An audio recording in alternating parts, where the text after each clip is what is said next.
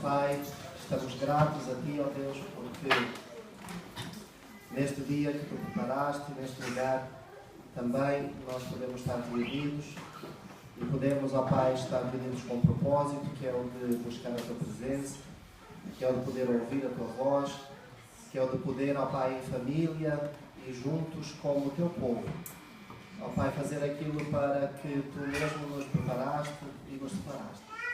Paizinho, nesta hora, que o nosso louvor possa ser sincero, que possa ser não apenas, ó Pai, alguma coisa que saia das nossas bocas, mas principalmente dos nossos corações e das nossas vidas, ó Deus.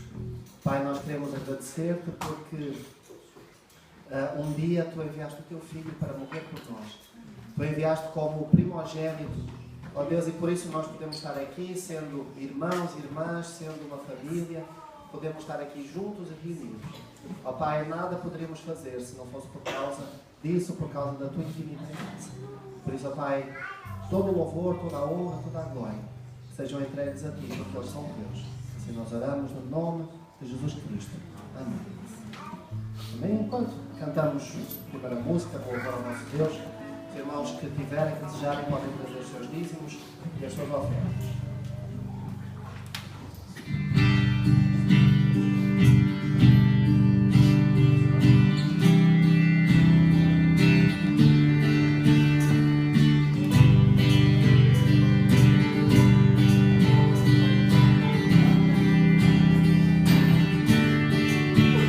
Poderoso,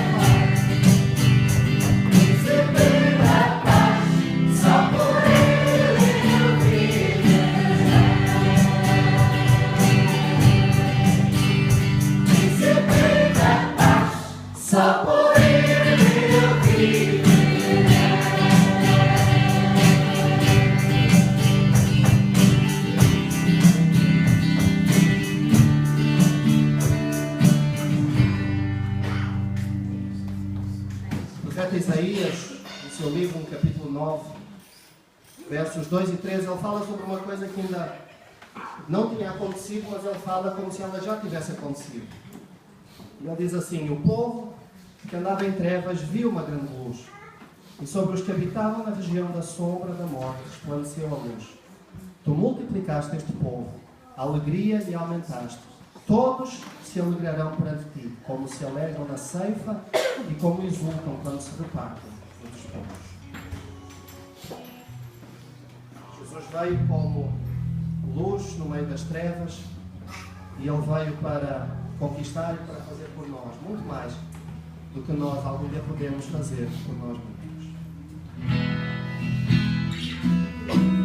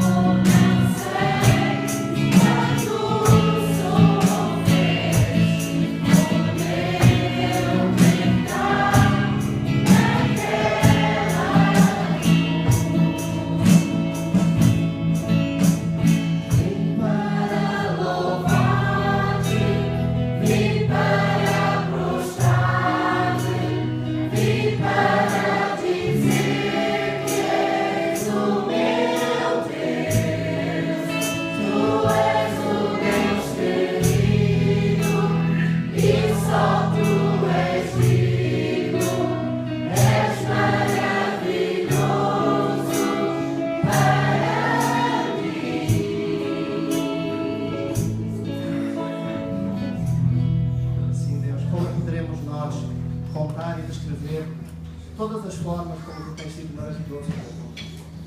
Tudo aquilo que nos tens dado, coisas que até nem mesmo percebemos, coisas que lhe damos como garantidas, mas aí elas estão, e estão porque tu permites que elas estejam, e porque tu, ó Deus, nos entregas tudo aquilo que é agradável para nós, e tudo aquilo que está dentro da tua vontade, que é da boa e da tua agradável.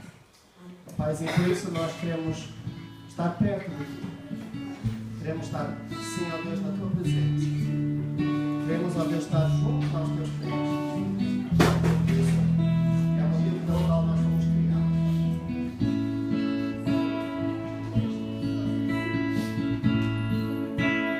Perto quero estar,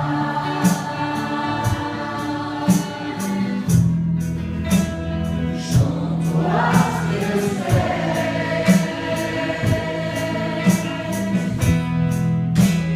Pois prazer maior não há.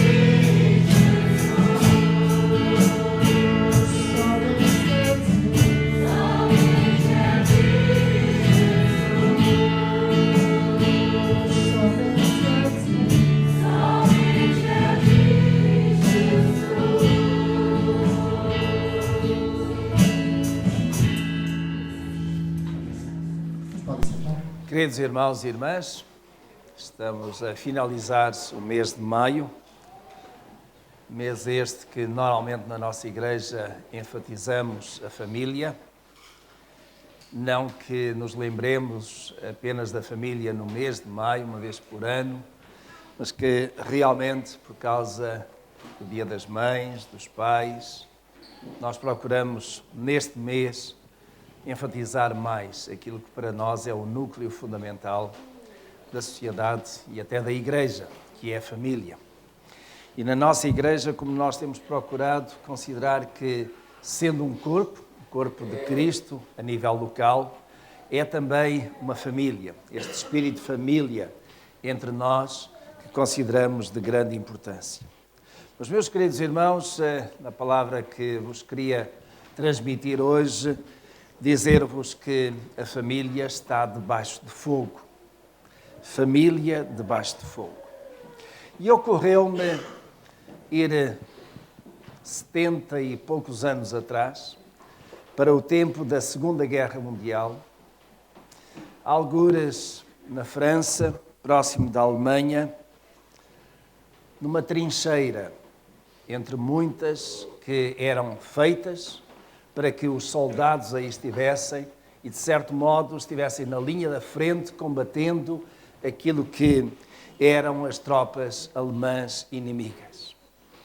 E os soldados tinham por preocupação cavar trincheiras, mas não eram do que valas, onde os homens cabiam de pé, em que ficava apenas a parte da cabeça para cima à vista, fora da trincheira, e por aquelas valas fora se distribuíam centenas e centenas de soldados com a sua espingarda na mão, prontos para disparar sobre o inimigo, quando ele surgisse pela frente.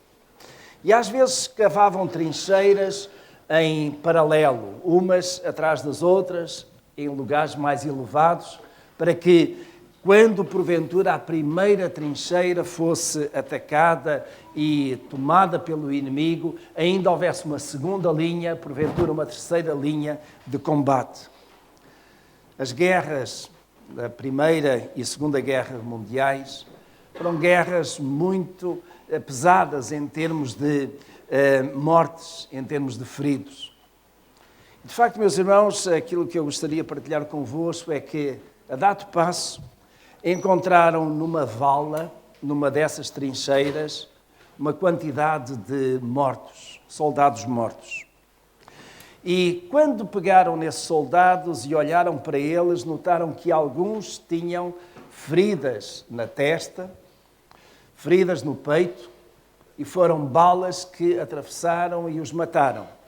Mas alguns outros tinham balas pelas costas e na cabeça da parte de trás. E naturalmente que isso inquietou quem estava, digamos, no comando, a perceber o que é que tinha acontecido para que uns soldados fossem mortos com tiros que apanharam a parte da frente e outros fossem mortos com tiros que vieram por detrás. E chegaram à conclusão, por relatos, por investigação militares que foi feita, porque muitas vezes nós aprendemos com os erros, aprendemos pelas desgraças, então os capitães, aqueles que estavam no comando, queriam perceber o que é que tinha acontecido naquela altura. E os testemunhos de alguns foi que houve bombas que foram lançadas e numa determinada altura levantou uma nuvem tremenda de poeira que fez com que os soldados daquela trincheira e da trincheira que estava imediatamente atrás deixassem de ver. E numa situação dessas, o fogo inimigo foi também junto com o fogo amigo. Isto é, os soldados alemães que estavam em frente, 100 metros, acabaram por matar alguns, mas por causa daquela poeira que se levantou, os soldados que estavam na trincheira atrás não conseguiam ver nada e dispararam e apanharam os seus colegas pelas costas e na cabeça. Meus irmãos, de facto, aqueles soldados que estavam naquela primeira linha da frente de combate foram atacados pelo inimigo e pelo amigo, pela frente e por trás. E, meus irmãos, eu creio que às vezes as nossas famílias nos dias de hoje estão também debaixo de fogo. Fogo inimigo, fogo amigo. E quando nós olhamos para a sociedade nos dias de hoje, vemos como à nossa volta, fora das famílias, há fogo inimigo que está a procurar disparar sobre as famílias, atacá-las, procurar destruir. E, meus irmãos, sem dúvida alguma, eu gostaria de apontar três linhas de fogo inimigo que vêm sobre as famílias. A primeira linha que me preocupa tremendamente é como os valores morais estão sem valor hoje. Os valores morais estão sem valores. Certamente que, e começando pela camada mais jovem, os adolescentes, os jovens, começam a namorar-se e começa, de certo modo, aquele conjunto de hormonas a ficar-se mais intenso. E a ideia que vai passando é de que a virgindade pré-nupcial é um preconceito, é retrógrado. Isto é, aquilo que a sociedade está a vender hoje como sendo um valor moral dos dias de hoje é que virgindade é uma doença. As jovens, com 15, 16, 17 anos, vão namorando e com alguma facilidade acabam por embarcar-se neste novo valor que a sociedade tem estado a vender, de que ser virgem para o casamento é retrógrado, é passadista e, de facto, já não é dos dias de hoje. Também, meus irmãos, as uniões de facto. Um homem e uma mulher que se juntam os trapinhos, como se dizia no meu tempo, passam a viver juntos e levam a sua vida assim para ver se dá certo. Se não der certo, cada um vai para o seu lado. Em 1991, as estatísticas do INE indicavam que tinha havido 190 mil uniões de facto. 20 anos depois, em 2011, as estatísticas apontam para 730 mil casais que vivem em uniões de facto. Juntam os trapinhos para ver se dá. 6 meses, 1 ano, têm filhos. E ao fim de algum tempo, então, decidem que até funciona. E lá vão ao registro assinar o papel. E aquilo que acontece muitas vezes é que 6 meses depois, ou às vezes nem isso, estão separados e cada um vai para o seu lado. Meus irmãos, o casamento, o matrimónio, tal como ele é encontrado na Escritura, o valor cristão da nossa sociedade. O casamento formal tem estado a decair tremendamente. Ao ponto de hoje, para um casamento, de uma forma formal, há um divórcio. Não sei se isto vos faz pensar, mas isto é o fogo inimigo sobre as famílias. Porque, de facto, meus irmãos, quando é tão fácil divorciar-se quanto casar-se, naturalmente que a estabilidade da família, a estabilidade do lar está em perigo. A este propósito, ouvi o testemunho de um pastor que estava a receber no seu gabinete para aconselhamento um casal que se queria divorciar. Ela não, mas ele queria. Ele tinha razões que achava muito fortes para se divorciar da mulher. E o pastor perguntou-lhe, mas vocês casaram e não fizeram a troca de votos? Ah, sim, pastor, nós fizemos tudo isso, mas já não dá para viver mais juntos. Pastores, eu quero a sua bênção para nós nos divorciarmos. Há de haver uma bênção para o divórcio. Pastor, ora para que o nosso divórcio seja abençoado por Deus. E o pastor disse, bom, eu nunca orei para um divórcio, mas vou orar agora. Chamou aquele jovem à frente, colocou-lhe as mãos e começou a orar. Ó Senhor Deus, Eu te peço que tragas a morte neste momento sobre este jovem. E o rapaz ficou atormentado. A morte porquê? Porquê? Quando tu casaste, não prometeste que seria até que a morte vos separe? Então, se querem a separação, eu estou a orar para que venha a morte sobre ti. E aí acaba já o casamento. Aquele jovem levantou-se, pulou e disse: pastor, eu prefiro continuar casado. Mas morte não. Até que a morte vos separe, deixou de ter valor. De facto, o casamento acaba por ser um papel que é assinado e que vale o que vale.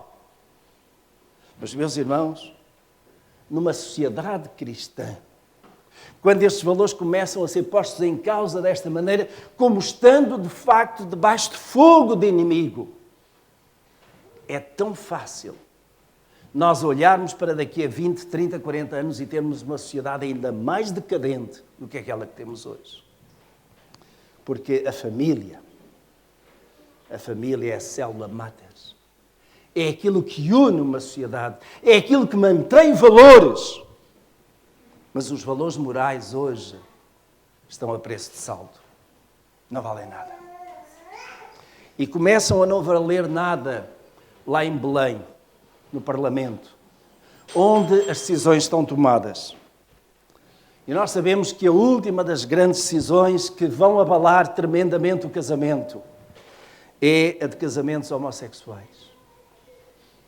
Um homem com um homem, uma mulher com uma mulher. E, meus irmãos, porque é que isso abala e vai dar cabo da sociedade? Porque vai passar a mensagem de que, na verdade, o que importa é a tendência sexual, o que importa é a felicidade trazida pelos sentidos e não aquilo que é moralmente correto. Sobre isso, eu costumo brincar, mas é uma brincadeira que, de certo modo, me traça o coração, só de pensar. O Manuel casado com o Joaquim. E não há nenhum Manuel aqui, nem nenhum Joaquim. Mas é o Manuel e o Joaquim. E decidem adotar um rapazinho. Aquele rapazinho vai crescendo e vai para a escola, e na escola as crianças estão a partilhar sobre o pai e a mãe. E há um dia em que as crianças levam os seus pais e vão apresentar os seus pais. E aquele rapazinho vai chegar junto aos seus colegas e diz: olha, está aqui o meu pai Manuel e a minha mãe Joaquim. Meus irmãos, é isto que vai sendo transmitido. Que valores são transmitidos às crianças de casais homossexuais? Mas deixemos a questão desses valores e consideremos isto. Quando Deus, lá no Jardim do Éden, fez Adão e Adão, Ele não fez um Joaquim para Adão. Ele fez uma Eva, uma mulher. Macho e fêmea os criou. Meus irmãos, quando nós encontramos e chegamos a Romanos, quando o apóstolo Paulo ali claramente expressa aquilo que é pecado, ele diz que de facto é abominação, é vergonha para Deus que um homem tenha relações sexuais com outro homem, uma mulher com outra mulher, e ele até acrescenta, até com animais. E nós pensamos que isto é dos dias de hoje, 2015. Não, meus irmãos. No século I isto já acontecia. Ao ponto do apóstolo Paulo, numa das suas cartas, referir com toda a clareza que de facto é abominação, é vergonha para os senhores que um homem se junte com outro homem, uma mulher com outra mulher. Mas são os valores que nós temos. Valores sem valores aos olhos de Deus. Mas são os valores que a nossa sociedade está a procurar colocar lá no alto. E quem não seguir por eles é retrógrada, é passadista, como se dizia nos meus tempos, que eu era jovem, é bota de elástico. Meus irmãos, a nossa sociedade está corrompida por dentro. Porque, de facto, este fogo inimigo que vem sobre as famílias vai minando, vai destruindo aquele sentimento de solidez e de lares onde se aprendem os valores cristãos. Um outro tiro que vem sobre as famílias, neste fogo inimigo, é a crise de autoridade. Eu fico impressionado, meus irmãos, quando me comparo, quando eu tinha 8, 10, 15 anos e andava na escola, com aquilo que são os que hoje têm 8, 10, 15 anos. De facto, meus irmãos, naquela altura, ai do aluno que levantasse a sua voz ou a sua mão para o professor. Ai do aluno que desse uma resposta torta ao professor. Ficava de castigo, sem ir às aulas durante um tempo. Ai dos pais que se atrevessem a ir à escola confrontar o professor. E hoje, meus irmãos, aquilo que nós vemos é o dia-a-dia. Há uma crise de autoridade. Ela está nas escolas. É o fogo inimigo. As crianças aprendem a desrespeitar os professores, os funcionários, até são capazes de lhes cuspir na cara. E ai do professor que faça uma nota para o Conselho Diretivo. No dia seguinte tem os pais e outros à espera na escola para dar uma cacetada no professor. Desculpem eu falar assim tão grosso. Alguns professores temem ir à escola para dar aulas. Aquilo que era suposto ser um lugar de ensino, de autoridade e de respeito pela autoridade, tornou-se um lugar de prevaricação dessa mesma autoridade. Meus irmãos, este é o fogo inimigo. Vem de fora para dentro. As crianças trazem isto para casa, porque é isso que aprendem na escola. E claro que depois em casa vão desafiar a autoridade de quem? Os pais. Vão desafiar a autoridade da polícia. Vão desafiar aqueles que, de facto, estão no lugar em que mandam, porque os valores de autoridade foram deitados ao lixo. Meus irmãos, também uma outra linha de fogo inimigo sobre a família é o vazio de Deus. Vivemos numa sociedade em que Deus foi posto fora. E não é de agora. Já começou há umas boas décadas, mais de um século atrás, com a chamada teologia da morte de Deus. E a teologia da morte de Deus apresentava isto de uma forma muito simples. E dizia isto: Jesus era Deus. E aí nós dizemos amém. Jesus morreu na cruz do Calvário. E aí nós dizemos amém. Se Jesus era Deus e morreu na cruz do Calvário, então Deus está morto. E nós estamos livres de Deus. O homem matou Deus. O homem libertou-se de Deus. E vivemos numa sociedade em que Deus deixou de ser o Criador e o sustentador de todas as coisas. Uma sociedade onde Deus é posto fora. Onde Deus é jogado a pontapés. Onde Deus deixou de ter sentido.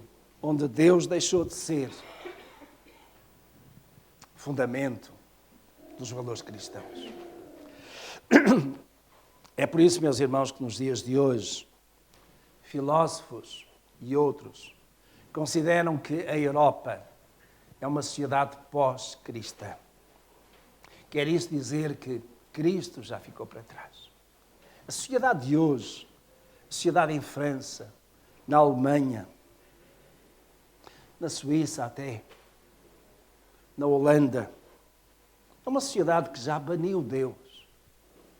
Baniu Deus das escolas, baniu Deus dos princípios e valores. É uma sociedade que já não quer saber mais de Deus. É uma sociedade que fabrica ateus ou agnósticos aos milhões.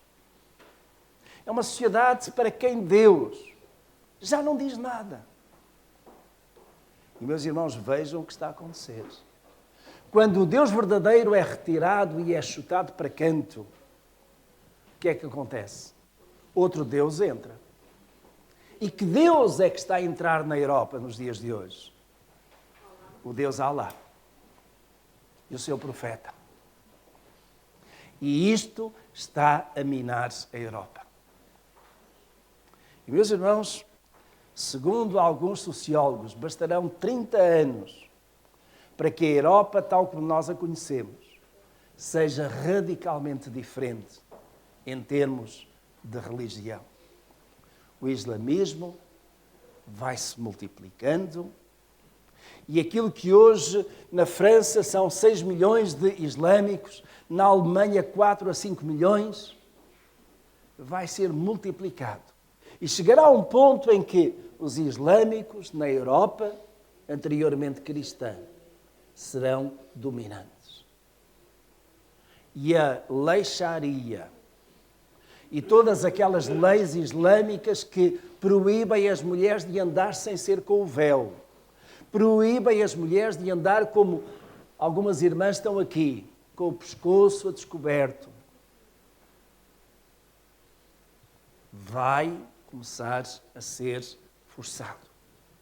A Europa tem estado a mudar-se, porque tem deitado fora, colocado no lixo os valores cristãos. E por isso a Europa está debaixo de fogo. E as famílias debaixo de fogo estão. É o fogo inimigo. Mas, meus irmãos, se fosse apenas esse fogo inimigo que perturbasse as nossas famílias, talvez nós encontrássemos resistência e capacidade para lutar e vencer ainda assim. Mas às vezes é tão preocupante esse fogo inimigo quanto o fogo amigo. Eu espero que na vossa mente, neste momento, esteja a surgir esta pergunta. O que é o fogo inimigo? Ou o fogo amigo? Qual é o fogo amigo que pode atacar a minha família? Qual é o fogo amigo que pode atacar a sua família? Vou dar-vos um exemplo. Um exemplo trágico de fogo amigo dentro da família. Se alguém quiser anotar, se pode ver, para não dizer que eu nem sequer usei o texto bíblico, segundo o livro de Samuel, capítulo 13 e seguintes. E tem a ver com a família de Davi. Davi, um homem que foi escolhido, foi ungido pelo profeta Samuel para ser rei em Israel. Não foi o primeiro tinha sido Saul, mas Saul portou-se tão mal que ao fim de 2 anos Deus já tinha deixado Saul de fora do seu plano para reinar sobre Israel. E ungiu, através do profeta, ungiu Davi, um jovenzinho pastor. E durante 38 anos Davi, de certo modo, acabou por sentir o ódio do rei Saul, que por sinal até era seu sogro, e teve que se refugiar nas montanhas, porque o fogo amigo do seu rei e do seu sogro estava constantemente sobre ele. E Davi conseguiu vencer. Durante 38 anos, com a ajuda e a proteção do Senhor, Davi aguentou-se. E quando chegou a altura de Saul morrer, então Davi assumiu o trono. E diz a Escritura que Davi era um homem segundo o coração de Deus. Um homem que de facto era sensível. Um homem que, pela sua aparência, a sua estatura era pequena. E então, ao lado de Golias, ainda se notava mais. Mas de facto Deus escolheu Davi para ser rei, e diz a Escritura que não houve nenhum rei à semelhança de Davi. Aliás, Jesus até é chamado filho de Davi. É dessa descendência, é daquela fibra. E, meus irmãos, quando nós vemos Davi a ter vários filhos, chegou a um ponto em que Davi, depois de vários anos de guerra, achou que deveria ter uma folga e ficou no palácio. Enquanto os seus soldados estavam a combater o inimigo, Davi ficou no seu palácio. E a dado passo, olhou da sua varanda e viu uma mulher, de nome Batseba, que se estava a banhar. Mandou chamá-la e conseguiu convencê-la a deitar-se com ele. Acontece que Batseba veio a engravidar. E quando isso já se tornava notório, então Davi pensou numa estratégia para cobrir o seu pecado. E a estratégia foi mandar o marido de Batseba, Urias, para a frente da batalha, onde ele não iria escapar, mas ao mesmo tempo dando indicação a quem iria com esta ordem, de que coloquem Urias na frente da batalha mais acérrima, mais feroz.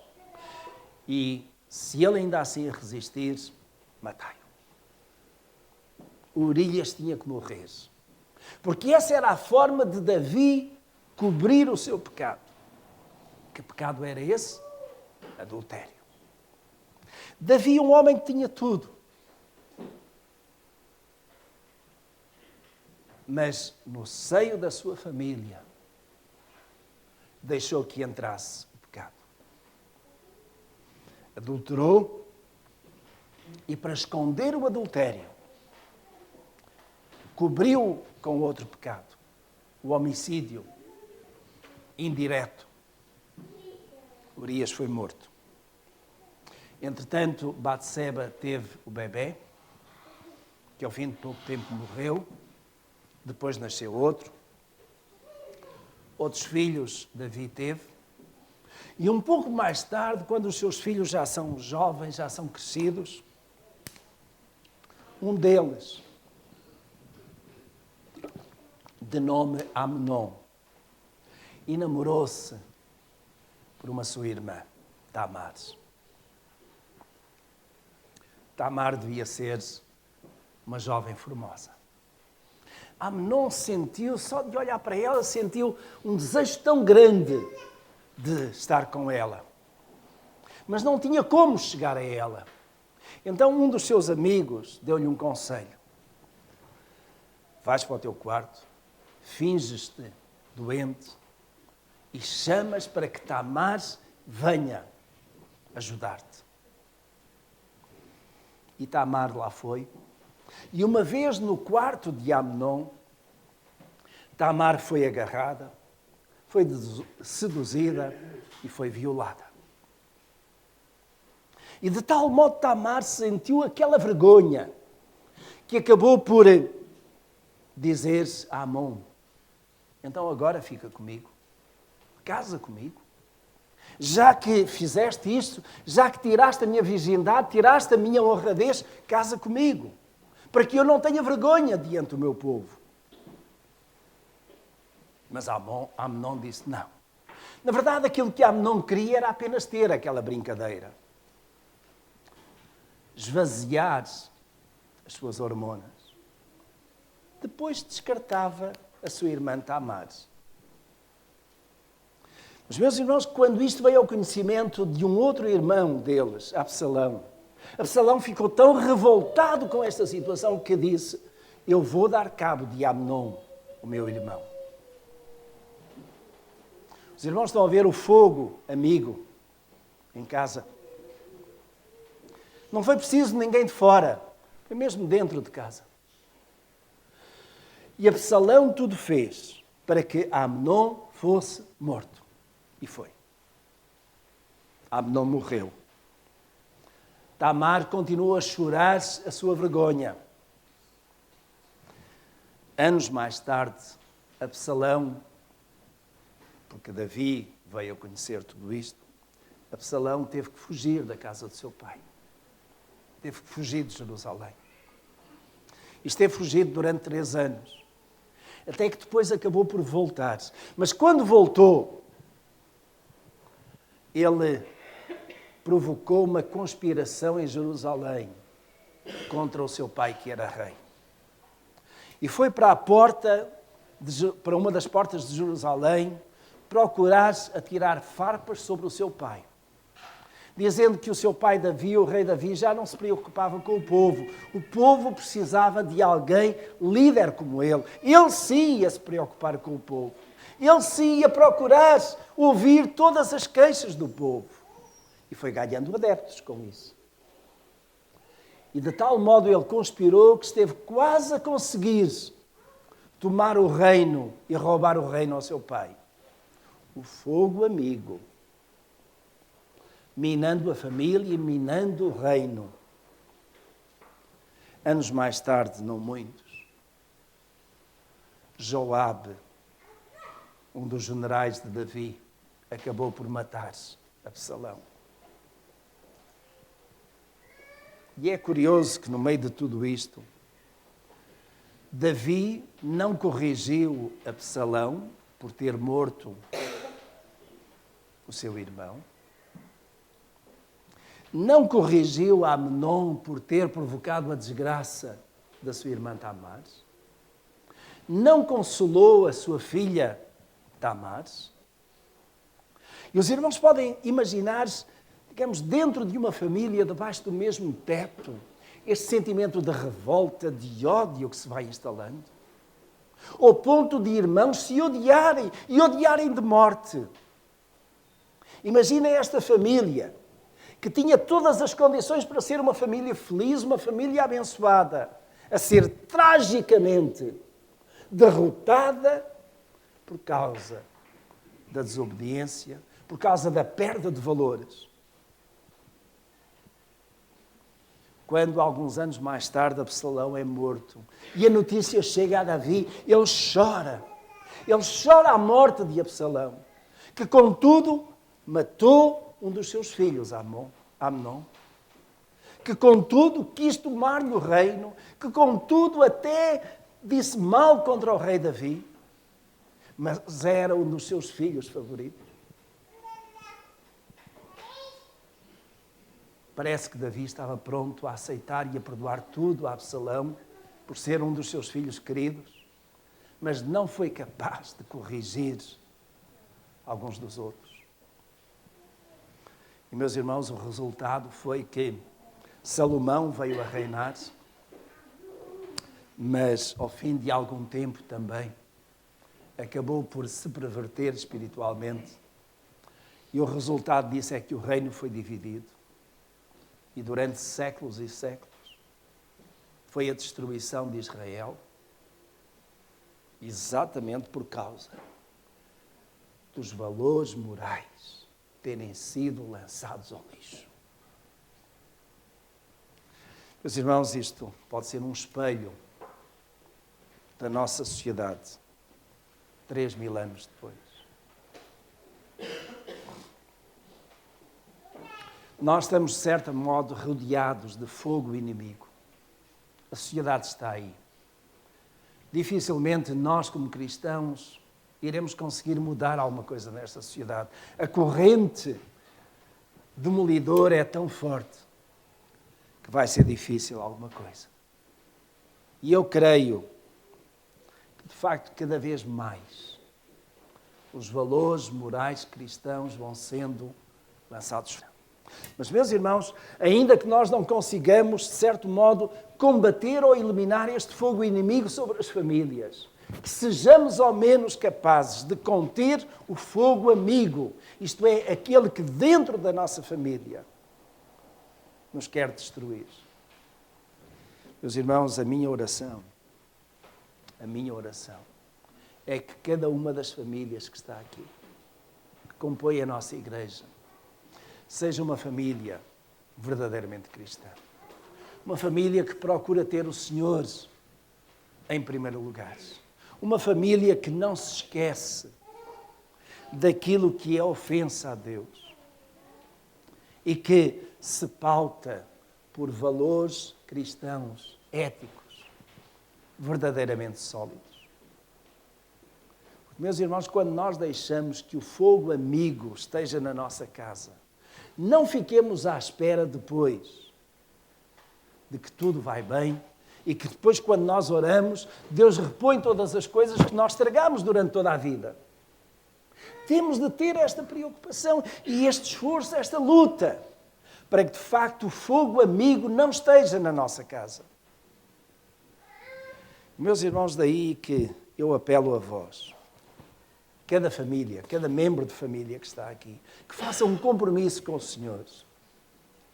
E compromisso esse que é neste sentido de: Senhor, ajuda-me a manter o fogo amigo fora da minha casa. No contexto que eu falei, creio que os irmãos entendem. Isto é, a não deixar que a minha família seja minada por dentro.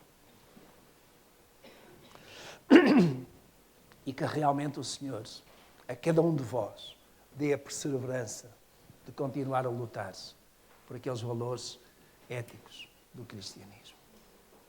Por aquilo que mantém a família sólida. Por aquilo que mantém a família honesta diante de Deus. Preocupamos-nos muito, naturalmente, com os adolescentes, com os jovens, que daqui a pouco estão a constituir família. Que essas famílias sejam famílias sólidas. Famílias verdadeiramente seguidoras dos valores cristãos. Meus irmãos, certamente que muitos concordarão comigo com aquilo que nós temos ouvido. Aquilo que nasce torto, tarde ou nunca se endireita. Adolescentes e jovens, não comecem as coisas tortas. Jovens casais, famílias, não deixem que aquilo que é torto entre na vossa casa. Quando aquilo que é torto, quando aquilo que é não ético quer entrar e bata à porta da vossa casa, não deixem entrar. Quando o Senhor está na nossa casa, na nossa família, aquilo que é verdadeiramente cristão permanece. Que o Senhor vos ajude, que o Senhor vos abençoe. Que como famílias, a vossa família seja fortíssima, inatacável. Porque só assim é que ela vai conseguir resistir contra o fogo inimigo que está lá fora. E a sociedade não perdoa. Mas quando Cristo está na nossa vida, nós somos fortes. Que o Senhor vos ajude. Que o Senhor vos permaneça nesta fortaleza, nesta rocha, firmados na verdade. Amém.